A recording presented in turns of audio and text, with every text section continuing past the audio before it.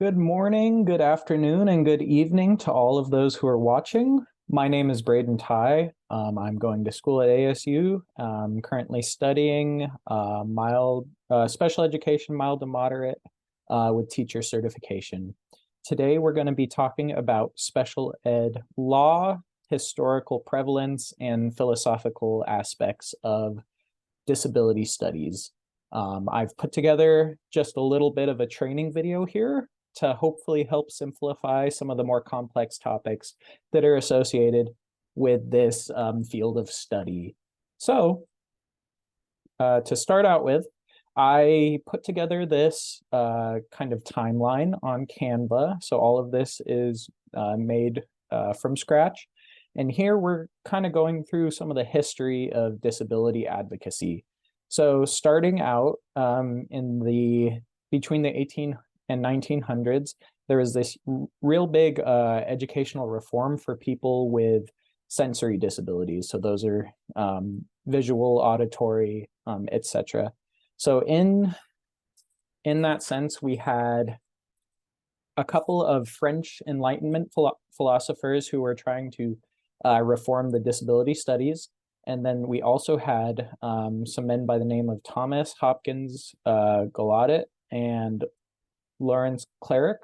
They had the initial formal education program in Connecticut. So that was one of the first formal education programs for the individuals with disabilities.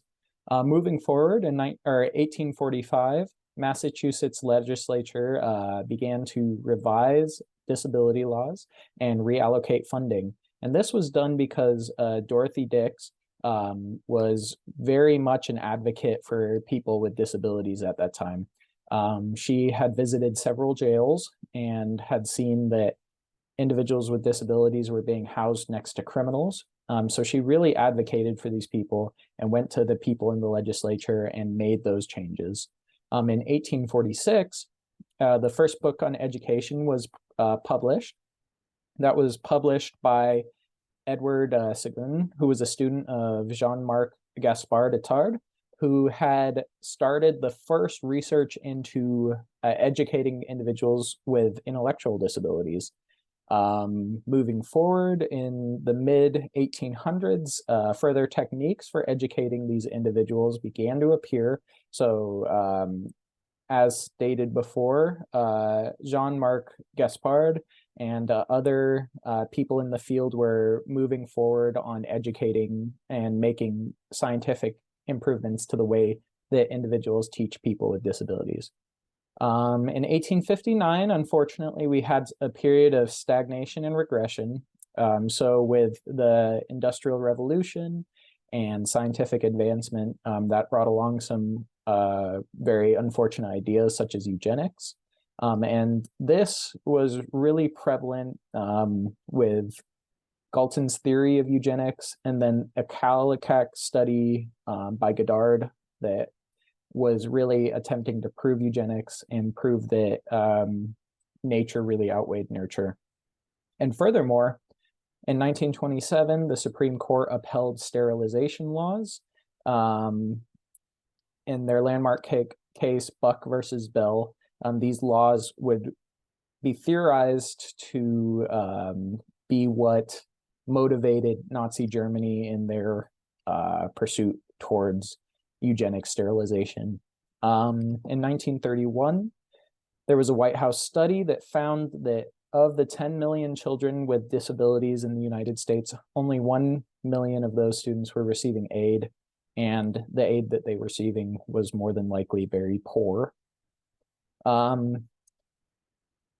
Moving forward, in 1961, we had a period of contemporary reform, which saw Rosemary Kennedy, who was the daughter of Rose Kennedy.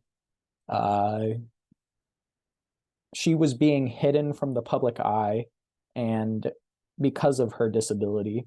And her sister, Eunice Kennedy Shriver, saw that this was happening and lobbied her brother, who just so happened to be Robert Kennedy, the president, and he was able to establish the first Disability and Research and Training Center in the congressional setting. Furthermore, this went on to compound for people with disabilities with the decision Brown versus Board of Education, which furthered disability rights, not only disability, but also just civil rights in the United States in general. In 1975, Gunnar Dubois was able to advocate and represent Park in their case, Park versus Pennsylvania, which led to the passage of the EAHCA, and also went on to inspire the right to free and appropriate public education, which is fundamental in many laws and actions in the government today regarding disabilities and education. In 1990, the EAHCA was renamed to IDEA, and in that, some of the things that were changed were transition was mandated and really pushed for those students who were in special education programs, and there was a priority on IEP goals. It also added more regulations and checks and balances to ensure that schools and states were actually following through on federal regulations. And this was pushed even further in 2004 with the addition of the No Child Left Behind Act, and it emphasized research-based teaching standards and a real push for equity. So moving forward, I wanted to talk about some of the structural components of IDEA and how they've changed over time. It's built on two fundamental ideas: that disability is a natural part of the human condition, and children with disabilities have not been receiving adequate services. So there are several things that the United States government has enacted to help ensure that these children were no longer impeded by low expectations by their states. And unfortunately, that's something that continues, but we're all making progress or attempting to make progress in the right direction. So one of the first things that they did is had a prioritization of equity and diversity. So IDEA section 1400C, article, let me see here. Article 10 prioritizes diversity and equitable treatment for English learners. And then Article 7 is for equitable allocation of resources. So that is an incredibly important thing to promote equity and diversity in our school systems. We also have more funding for diverse teachers at the college setting. And then there was an analysis of the Child Find Act with regard to minority children, because they were finding that children of minority descent who also had disabilities were ending up in special education programs more often than those of the majority race. So this was something that needed to be addressed, and is something that schools are working on as we speak. Another thing that was incredibly important was adding to the state and federal regulations. So there are much more federal and state regulations on schools. In Arizona, ADE is very fundamental in auditing schools and making sure they're following guidelines. But in order to ensure that more of an emphasis is placed on teacher-student interaction and education in the classroom, there has been a push towards a reduction in unnecessary paperwork in the classroom setting. Furthermore, there has been a prioritization on transition, and a lot of the information on transition can be found in subchapter 4, part C. This is really important because it focuses on what happens to these students after they transition out of high school. As graduation rates increase, this is becoming more and more of an issue that they're pushing to resolve. A huge emphasis has been placed on gen ed curriculum. So students have to be, there's been a huge push towards integration. So allowing students who are currently in special education programs to have as much time in gen ed curriculum as possible. And a really interesting idea that has been going around is RTI teaching, which basically goes off a 3-tier system. In tier 1, they receive the general curriculum. In tier 2, they receive more of a direct support.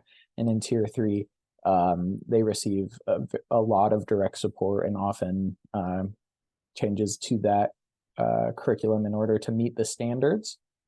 There's also a huge, in IDEA, there's been a huge push towards higher standards for SPED teachers. So it's important that they have that right training and understand what their purpose is in the law and how to implement that in the best way. There's been whole school incentives for integration, gen ed teacher requirements on IEPs, and there's a whole section on how to accurately write IEPs that's been added to subchapter 4, part C of IDEA. So finally, I've added here, I'm sorry, I have one more slide after this. So in this section, I've added the safeguards for parents, so that I've gotten this off the procedural safeguard section of the U.S. Department of Education's IDEA website. I've included all of the aspects of the procedural safeguards that is important for parents to know. So parental consent, having consent on all interactions between the school, whether it's starting services, agreeing to test for services. Independent evaluations is something that schools are responsible for. Confidentiality in records is also something that schools are responsible to take care of and ensure that they're appropriately handling and managing. Complaints and mediation. Mediation is handled by the schools, and complaints can be filed through the State Department of Education. Handling how changes in placement might occur and whether or not it's acceptable. Due process hearings for if there have been complaints. Also, the procedural safeguards go over the awarding of legal fees if those are necessary. And then having prior written notices for all paperwork that goes in and out and anything that happens in accordance to IEP law. Finally, I wanted to end out by going over the 2 schools of thought with regard to special education and disability studies. The primary difference between the 2 is what level of integration that teachers want to have their students be in gen ed curriculum, or more one-on-one interaction with their case managers and teachers. So there are many people advocating for both sides, and it's a complex issue. And once again, circling back to the RTI teaching method, it kind of gives you the best of both worlds. That way you can take it on a case-by-case basis. Otherwise, you have some educators who push more for that one-on-one interaction in a special education setting, and then the other side saying that that might be a form of segregation and they want more integration in the classroom. Anyway, thank you so much for watching, and I hope you enjoyed.